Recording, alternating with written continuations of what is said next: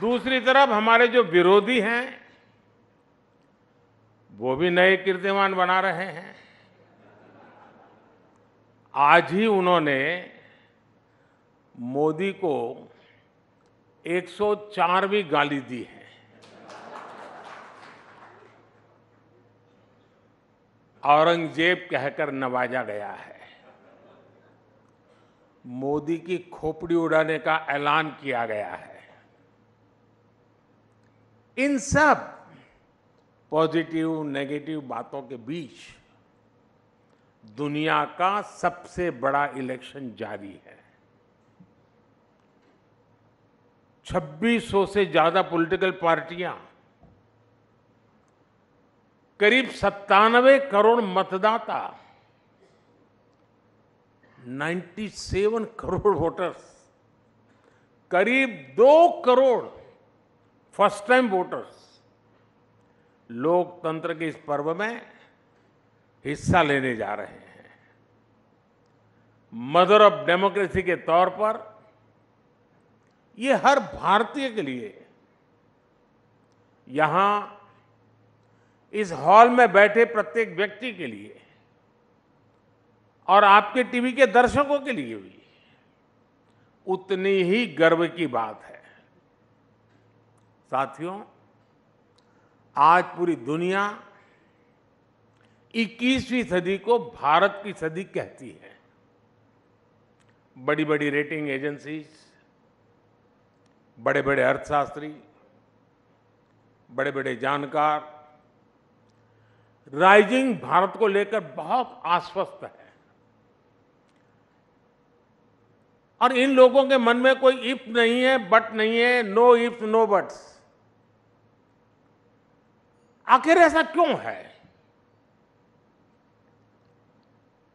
कोई सवालिया निशान नहीं, ऐसा क्यों है?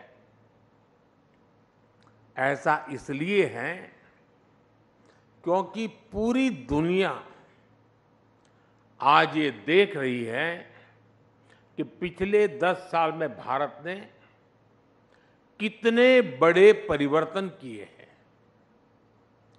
आजादी के बाद से जो सिस्टम बना, जो वर्क कल्चर बना, उस सिस्टम में ये ट्रांसफॉर्मेशन लाना इतना आसान नहीं था, लेकिन ये हुआ है और ये हम भारतीयों ने ही करके दिखाया है। आज भारत का कॉन्फिडेंस लेवल हर भारतीय की बातों में झलकता है। आज हम विकसित भारत की बात कर रहे हैं। आज हम आत्मनिर्भर भारत की बात कर रहे हैं। और लोग चाहे विपक्ष में हो, देश के भीतर हो या देश के बाहर हो, सब भारत की उपलब्धियां देख रहे हैं। सिर्फ 10 साल में 25 करोड़ लोगों का गरीबी से बाहर निकलना, क्या ये ऐसे ही हो गया होगा क्या? सिर्फ 10 साल में भारत का 11वें नंबर से 5वें नंबर की इकोनॉमी बन जाना, क्या ऐसे ही हुआ होगा क्या? सिर्फ 10 साल में भारत का फॉरेक्स रिजर्व बढ़कर के $700 बिलियन के पार पहुंच जाना, ये क्या ऐसे ही हुआ होगा क्या? सिर्फ 10 साल में भारत का एक्सपोर्ट $700 बिलियन पार कर जाना, क्या ऐसे ही हुआ होगा? और ये तो अभी कुछ भी नहीं है, अभी तो और भी आगे जाना है।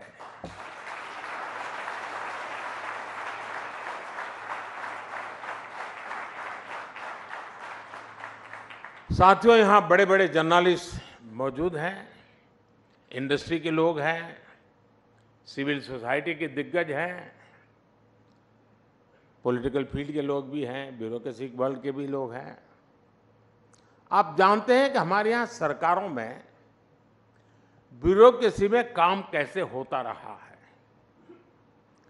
फिर वो एक फैक्टर क्या था जिसकी वजह से ये बदलाव आया। वो एक फैक्टर है नियत।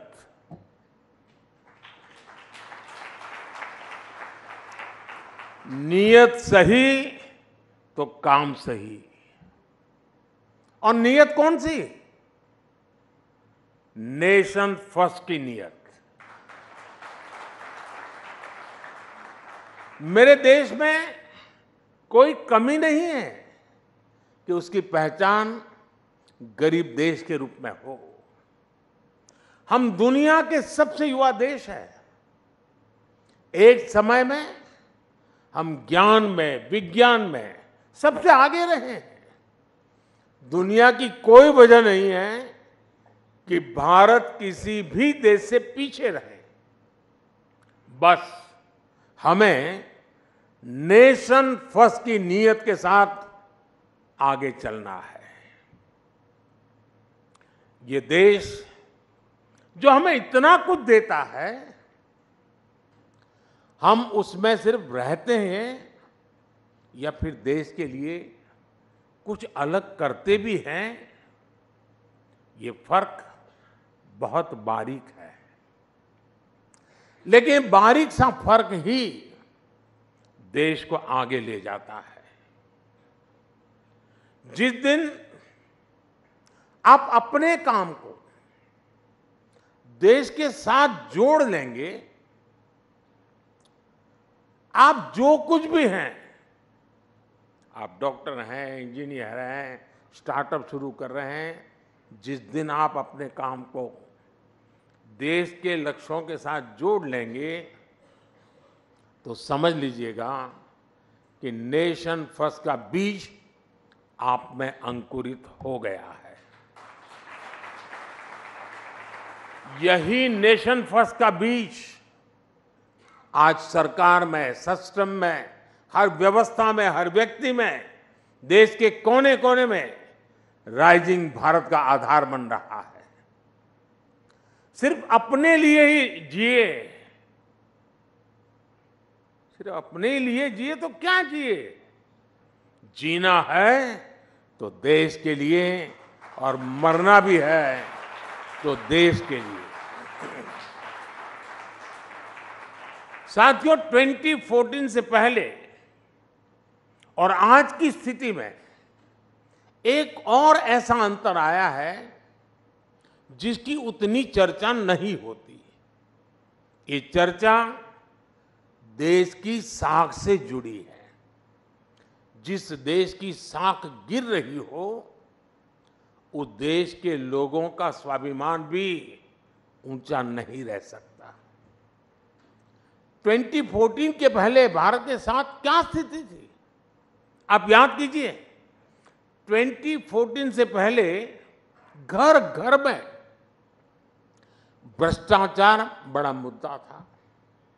देश की साख गिर रही थी, लेकिन तब की सरकार झूठे तर्कों के आधार पर अपने घोटालों को डिफेंड करने में जुटी रहती थी। आज स्थिति एकदम अलग है। आज सरकार भ्रष्टाचार पर कड़े एक्शन ले रही है।